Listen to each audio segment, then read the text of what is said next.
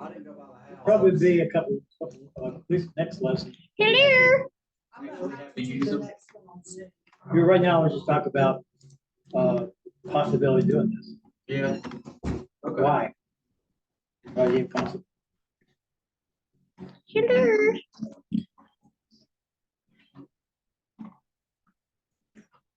Well, I've been sitting here listening to Meditative Mind at however many 714 hertz. 741 hertz. 41 hertz. Sorry, I'm dyslexic. And I can turn this music down. Okay. Good. Well, you're on. Okay. Where's the camera? Mega. It's not. Okay.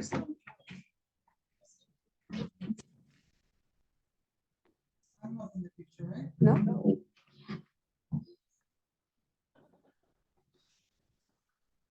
Hey, Jenny. Oh, she's in the waiting room. I gotta let her in. Admit. Oh.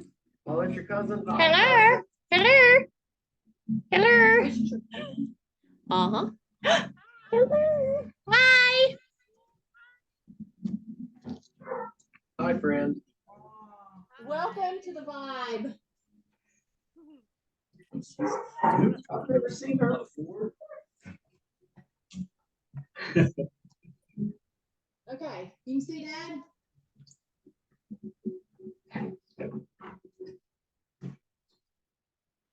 So anyway, this is first meeting. I mentioned Megan about telekinesis, and she really kind of fell for it.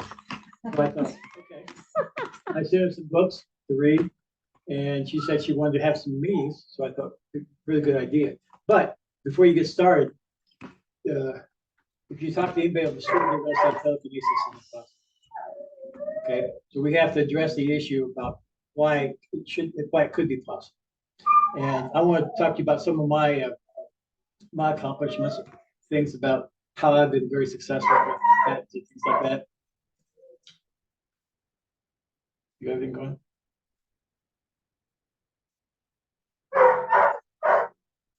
Okay, go.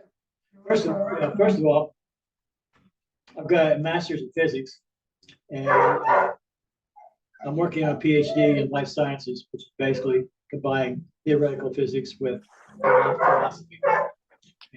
And I'll also write a book. What I want to talk to you tonight about is the book I'm writing. It's essentially things that you've already experienced, but maybe haven't connected the dots up there.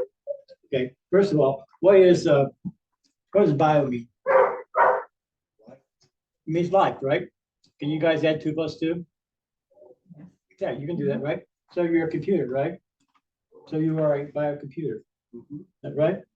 Okay. So far, yes. Yeah. Do you guys ever talk to yourself? All the time. All the time. Who are you talking to? Experts. My ego, 4 parts of my consciousness, Well, the Lord.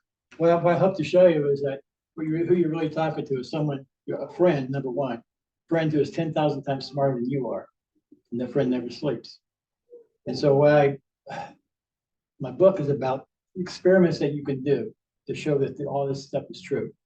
Okay, my patents came this way, and everybody has certain things they've experienced, but haven't connected the dots of what it means to their life. For instance, if you have a song, you can hum the song, but you can't think of the name of the song, you can't think of the artist. Think, man, I know that.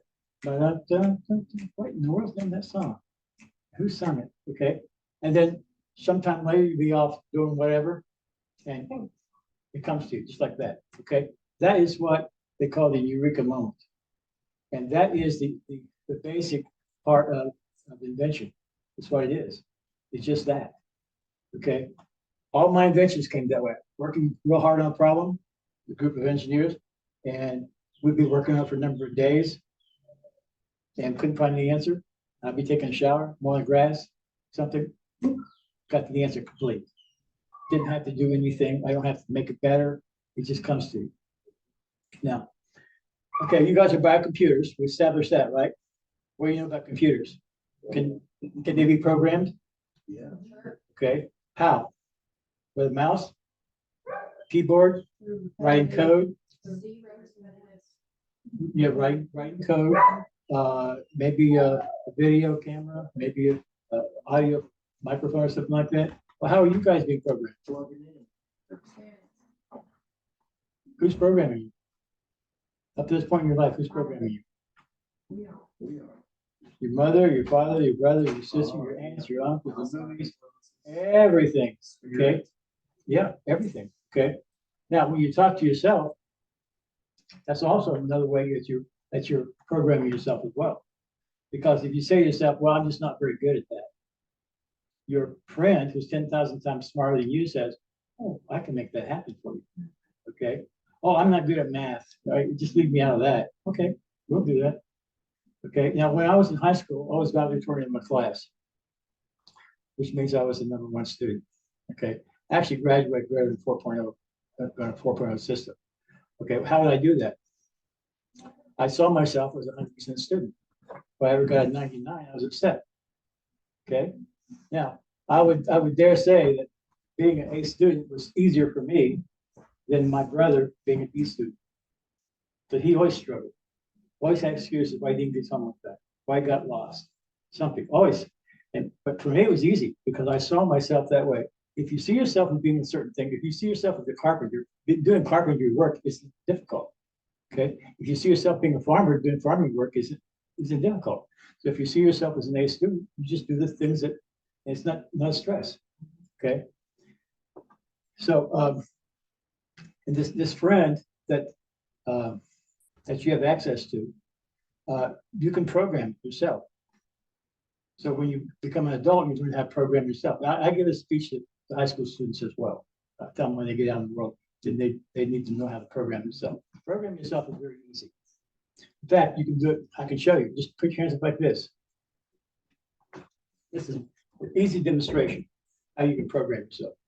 Now, just imagine you have a North Pole and a South Pole, and they're very strong magnets. As time goes on, they get stronger and stronger. Just imagine your hands are magnets. Stronger and stronger. Can you show the camera? Okay, thank you. Put your hands about 6 inches apart. Just imagine that they're magnets getting stronger and stronger with time. See what happens.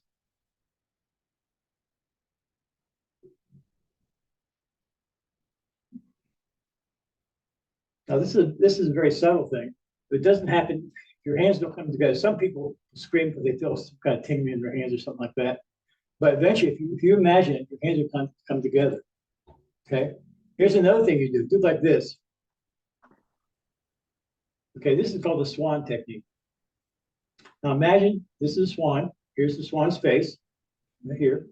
Here's the swan's neck. Just tell your biocomputer that the swan wants to look at you and see what happens.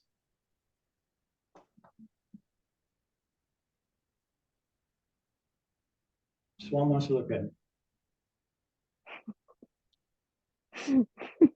Look at Jenny.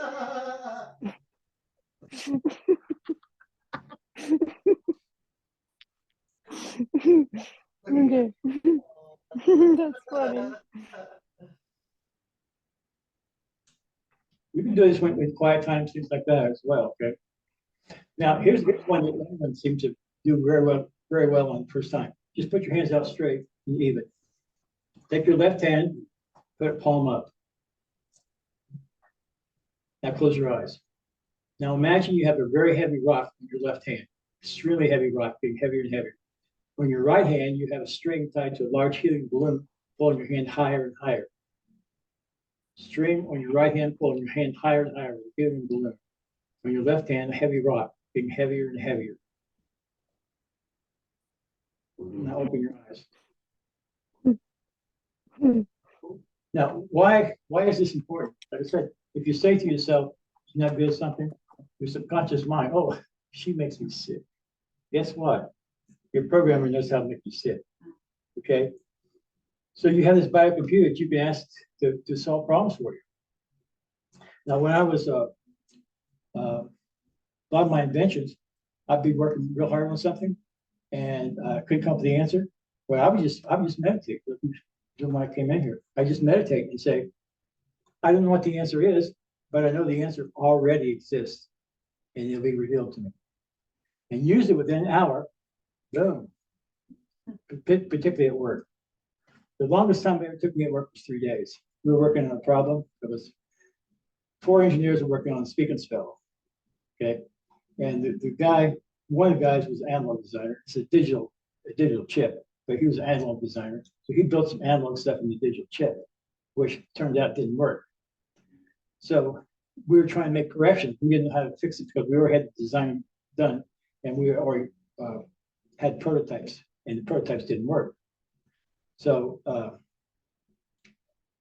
4 engineers got together trying to solve the problem. Well, we were there for 3 days. And we couldn't come up with an answer. Well, I was taking a shower one morning and boom, the answer came to me, exactly what they do. Couldn't get dressed fast enough, got into work, pulled the team together and said, hey, here's the answer to the problem. And they said, well, yeah, of course, but the design's already done. All the signals that you need to have need to be in the right place because you might have one signal over here and you need to have it down here and there's no way to get down there because you already have the layout's already done. I said, well, this is what was revealed to me. So we went to the drafting station. We took a look at all the signals that we need to have, and they all converged in one spot. So in 1 hour, we made the small little changes we need to make, and then boom, 100% success. So how was that possible? How did that come to me? Don't know. Now there's probably the biggest money thing was Siemens built a factory in India.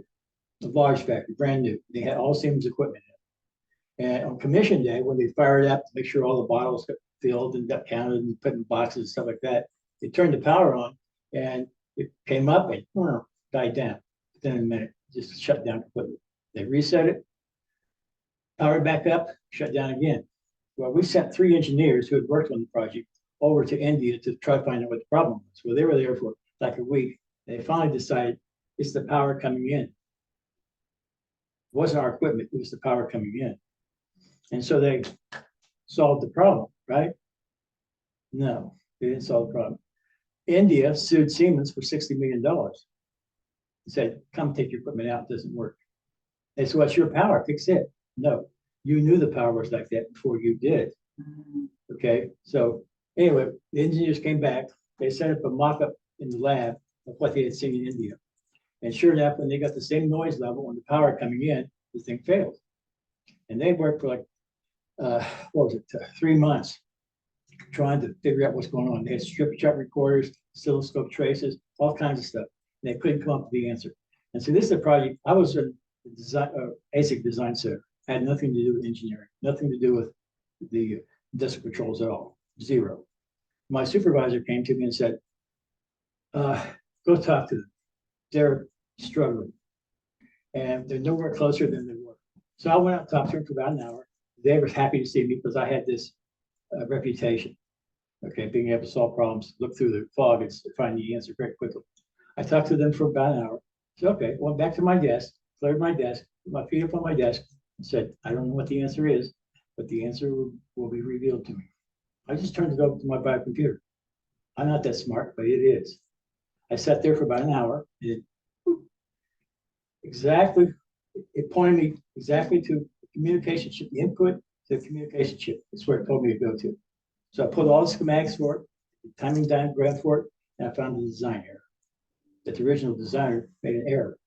So I corrected the error, sent off for prototypes, got the prototypes back in about 2 or 3 weeks, put it into the lab and it didn't fail.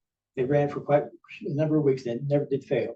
They took the parts, took it to India, put it in the India sites, and they're still making Coca-Cola today. So how was that possible? I had nothing to do with the software, nothing to do with the hardware. Okay, so what I would say is, if you read, particularly Alexander Graham Bell, but any Thomas Edison, Tesla, Ford, any of these guys, they all tell you the same thing.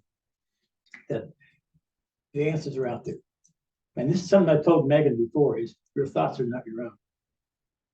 And she goes, how about that? No, you said you have, there's no original thoughts, and that There is was no- my. There's no original thought. Because okay. I'm pretty sure I have original thoughts. No, everyone I'm thinks they stealing- do. It's the cloud. It's what some people call the matrix. Okay. It's some people call it God or Jesus, whatever source, but I just call it the matrix. Okay. Now, your job as an individual is to say who you are. It's the I am. Who are you?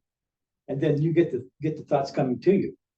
If you have a criminal mind, you want to do criminal things, you're going to get criminal ideas. Okay.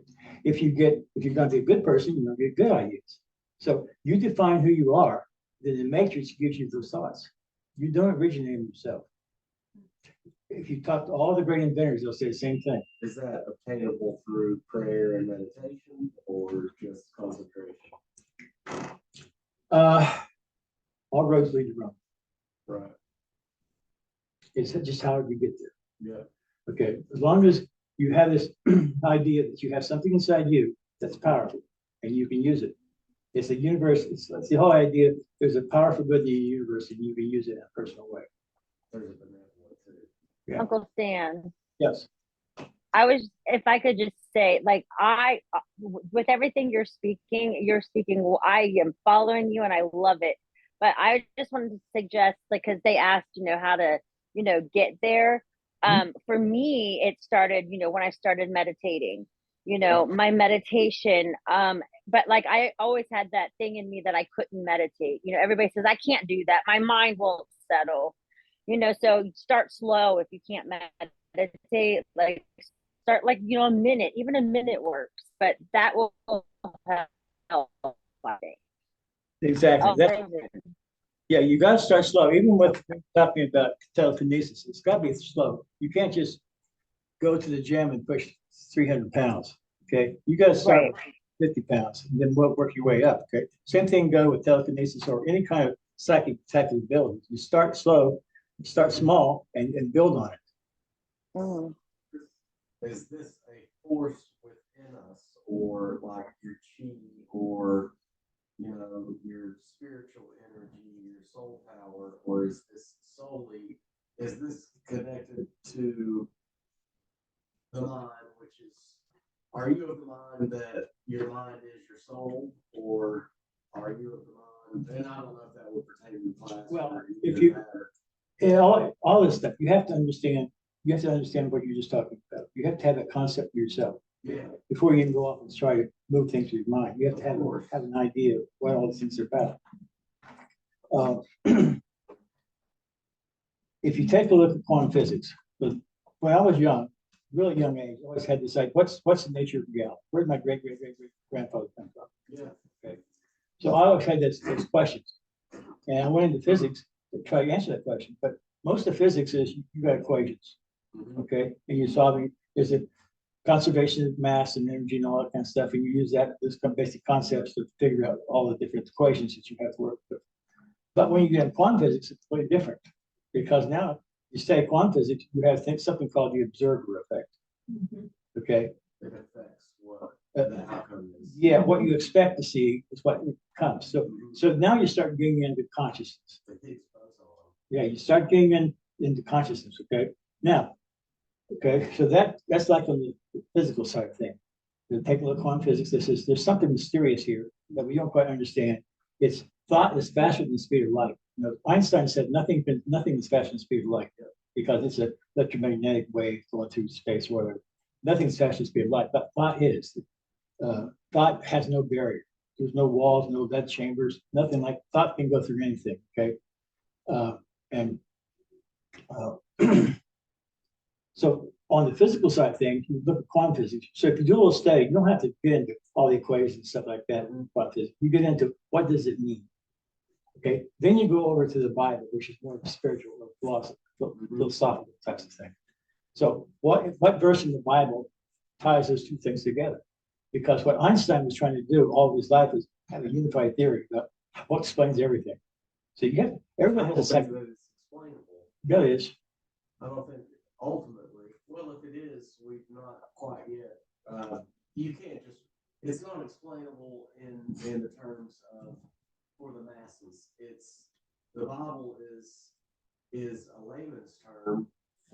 or a simplistic reading version for a guidance on the planet, spirituality and the ability to consciously use your mind for healing and successfully open up people's emotions and show them the path of happiness and the things that really are truly needed in order for, well, you can be miserable, you know, and like you said, the criminal part, but then you're only going to be creating the miserable, criminal, dirty stuff. But, you know, the path that, like, our creator and my, what makes me correct is Jesus Christ, you know, was on, and that was the last great wise man, son of God, and the one that was the course of true release from being trapped in the part of the matrix in which we live in right now,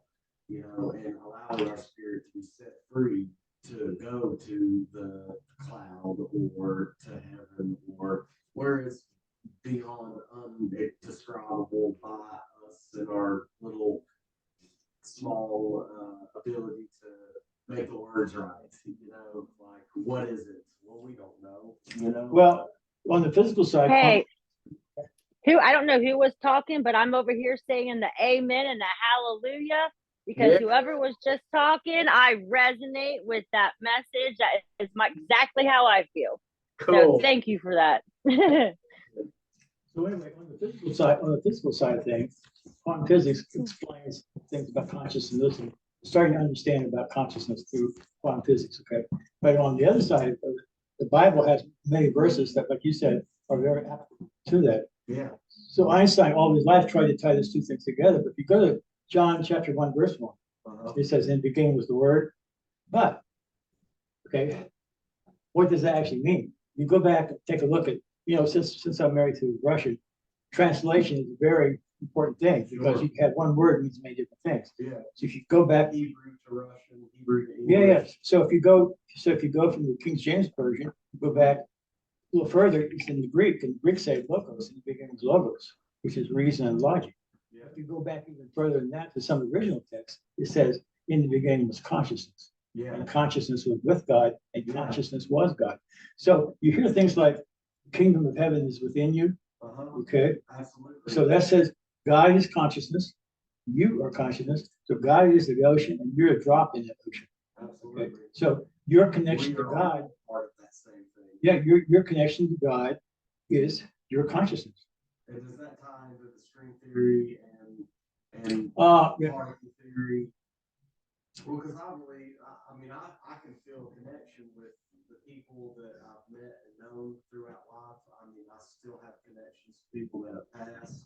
I know that there's a spiritual world that I'm unable to walk in, but they're able to tap into, and that I'm consciously being reached out to by my ancestors and by angels. You know, at times I'm being reached out to by demonic forces, and in my worst times, you know, a legion of evil that was, you know, guiding me to the wrong direction because my light was so dim that it was almost extinguishable, you know. But that's, and I also believe that when our light shines so bright, we are also under threat of being, you know, pursued by evil things because the release of the consciousness is not what the darkness wants. And I believe that that light is the energy that is what makes this all possible, all the good things. And that is what the spiritual war and what existence is all about. And being free from, you know, our current tangible existence into the ether. For anything to be universal, it has to be good and bad. Okay. Yeah. So The yin and yang. yeah, it has to be good and bad. Okay. So you have God is consciousness, in my opinion. Okay, and it ties into quantum physics as well. And you are consciousness. So, but if you do not have, there's no saying if you don't stand for something, you fall for anything. Okay. So, for instance, if you have a bad thought about something, where'd that thought come from? Okay. Do you entertain that thought or you dismiss it? Okay. If you entertain that thought, maybe you don't act on it, but some other schmuck might. Yeah. Okay, so that's why I say like mob mentality. People always wonder about mob mentality. Oh, How absolutely. can all these people do this stupid stuff like this? And the internet and technology has created such a heavy pull with that mob mentality and isolation through, COVID and all that, where people were bound to their computers and not bound to a spiritual, happy, peaceful place, unless they were looking in the right places. But then, look at all the dread and all the, same could be said about the talking heads, doing that, but continue So, on. so God is a consciousness, and we're feeding into that. Yeah. So our thoughts. So think about it is if you really don't have goals in your life and you're sitting on the couch, you're gonna get all those random thoughts coming to you. Okay, they're not your thoughts; they're coming from the matrix. But you have defined yourself. Like I had a friend who said, "I just can't figure out what my life is all about. I go home every day and sit on the couch, wait for God to tell me what to do." I said, "Really?" I said, "God tells you what to do." He said, "What do you mean?" He tells you go home, sit on the couch, and wait for him to tell you what to do, and you're comfortable with that. I said, "You have to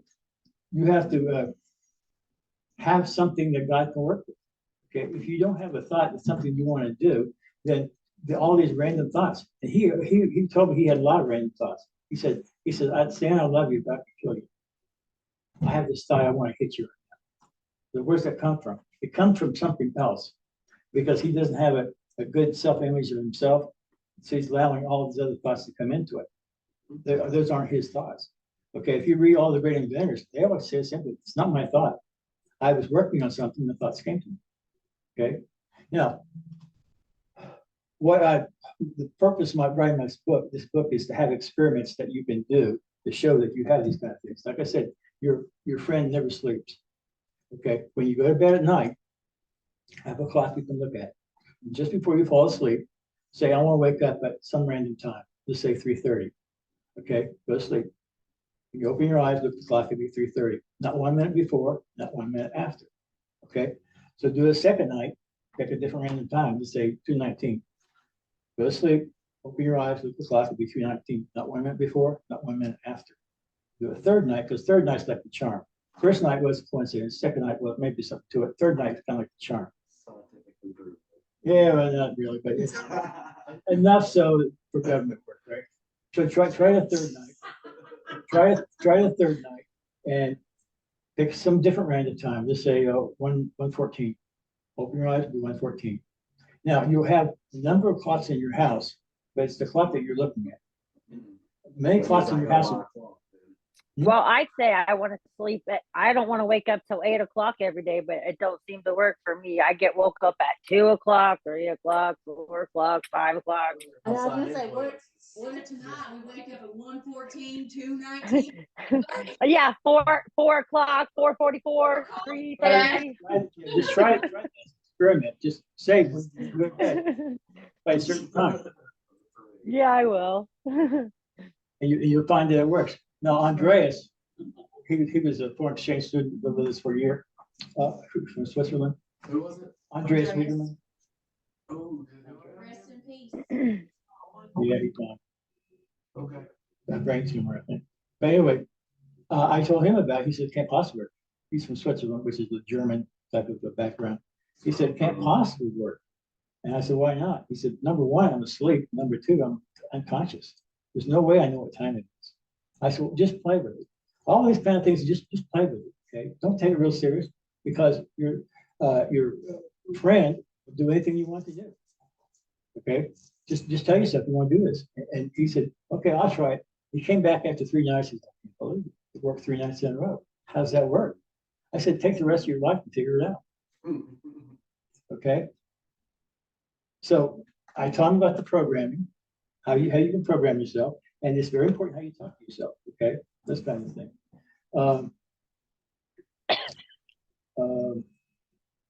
If you want to be very successful, first of all, the number one success principle that all success systems are based on, one thing: all systems, and there's no exception that I've ever found.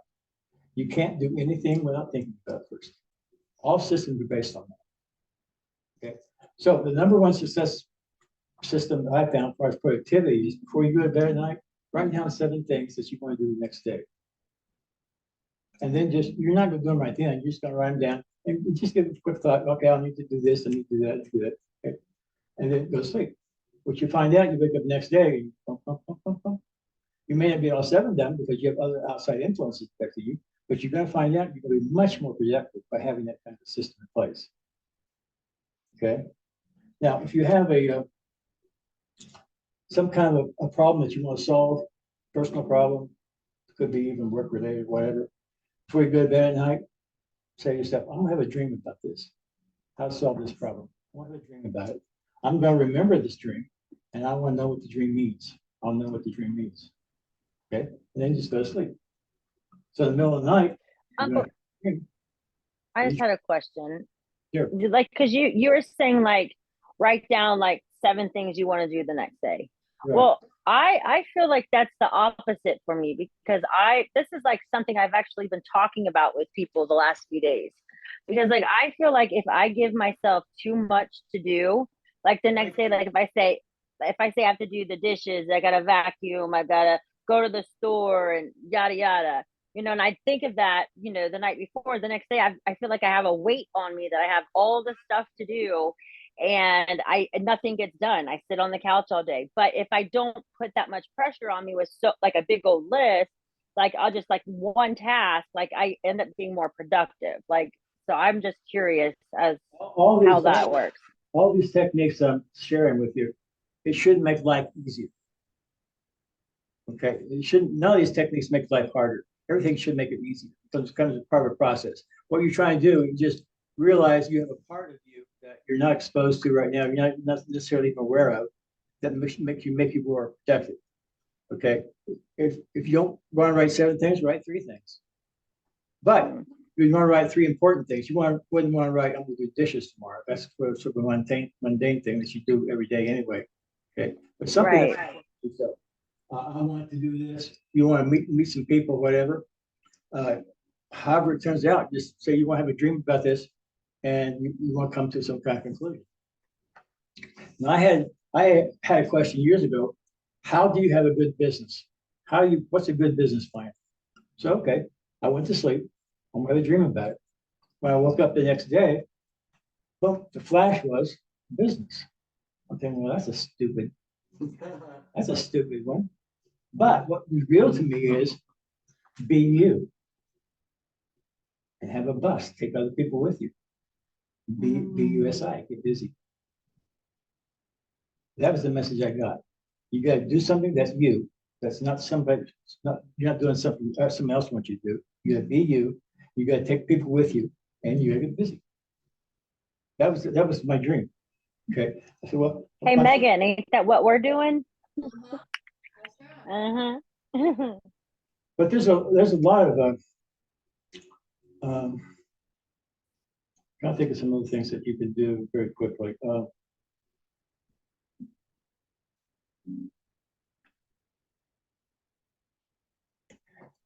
talking about meditating before.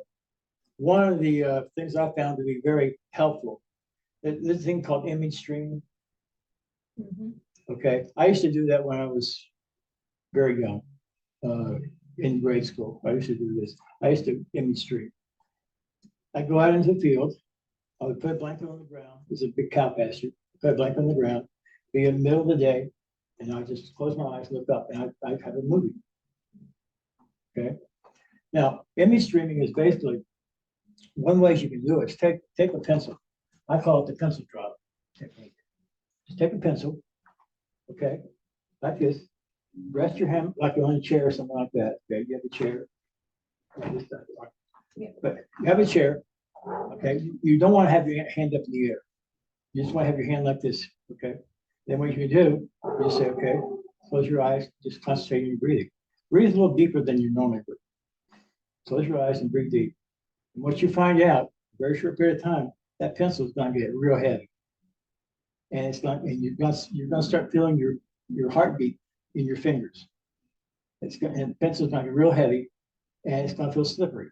And there's nothing you can do to keep it from dropping. And you don't want to. Okay?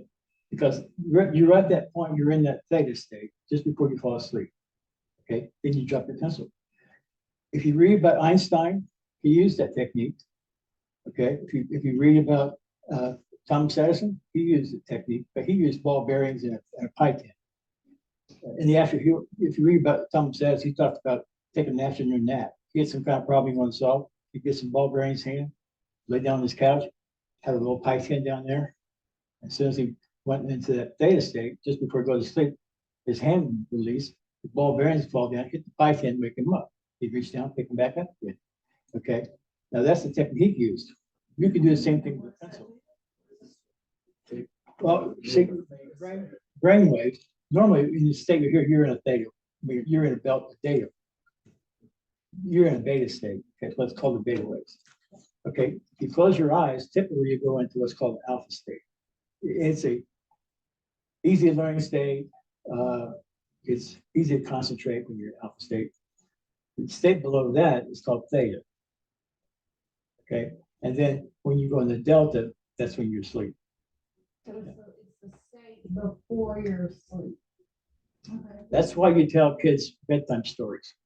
It's like Okay, that real because you're sleep. just falling asleep. A You lot tell of aha moments come from that state, though. Oh, here's another thing you do too. When you go to bed at night, you don't have to have a pencil. You just have to have an arm. Okay, when you go to bed at night, if you're sleeping on your back, just put your arm up on the bed, just like this. Okay, and you say, okay, I'm gonna go to sleep. When my arm falls, it's gonna fall when you go unconscious. When you go into delta state, your hand's gonna fall. Okay, so you tell yourself, when my hand falls, I'm gonna bring it back up again. Okay, and and what your experience is going to be is your hand's always falling. I mean, your hand is always coming back up. It's never falling. It's always falling when you're in your delta state. But when you go in the once your hand hits, then you go back in your theta state and you pull back up again. So what happens in theta? Okay, here's what my experience has been. Is when I do this, I start seeing things. It's hallucinations kind of Oh, thing. that's what you're talking Yeah, you about. start. That was like sleep paralysis for me. That was horrible. Yeah, there's this thing called sleep paralysis too, like when you're unconscious, like you say you don't move or whatever. But anyway, you can if you do that with an arm technique, Okay. you'll start seeing things. And usually, when I first started doing it, I was seeing leopards and giraffes and stuff like that. One time I saw this absolutely wonderful looking lawnmower come by. Usually my stuff starts from the left and goes to the right. Okay, just like a stream. I saw this lawnmower and I go, oh, I want to take a look at that. So I stopped, but now I'm not asleep. Okay, I'm in this theta state, so I'm aware. My cognitive skills are still there. Okay, so I saw this lawnmower. I said, man, I said, really, what's interesting with the lawnmower? Stop it. Okay, I flipped it over to the side. I turned it around, and I looked at every little part of it. Looked inside of it. I said, man, that's really interesting. I said, okay, I saw enough, and it floated on by. Okay, so you can use that kind of technique, but there's another technique called image streaming, which is this is kind of like image streaming, but there's another technique by Wim Winger. He called it image streaming. Basically, there is what you do is you go into a meditative state. You can do a pencil drop to get there if you want to, but what you're trying to do is you want to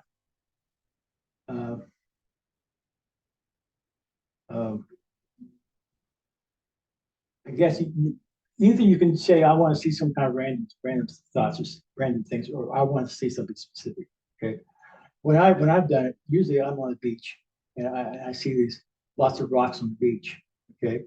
The first time I did it, at least, I saw all these big rocks on the beach.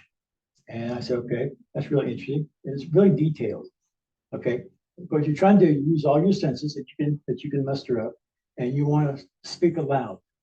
So that's the key point. Like when you're doing image streaming, you want to say, wow, what beautiful rocks.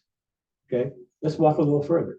Okay, you go down there. And when I say this, I want to look out the ocean, see what the ocean looks like. But for some reason, I couldn't do it. I was directed to the forest. Okay, so I walked off the beach onto the forest. I said, well, this is really interesting. I don't know why I'm going this way, but let's go on. So I walked up into the forest and I could see the trees and all the stuff, blue sky and all that stuff. And so I just followed along. Okay, so use all your senses. and talk out loud. Either has someone, either tape recorder or someone that can listen to you. He said that's a very important part is being able to talk as you're having this vision. It adds something to the whole process. The first, because we did it, image streamed, and Dad listened to me while I did it, and it was cool because I got to see. It was like looking through animal eyes.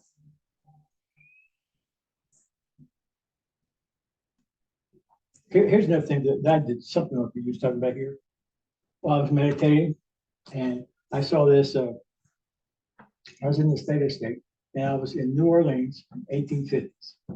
With all dresses, all horse and buggies and stuff like that. And there was a little dog running down the street. And I said,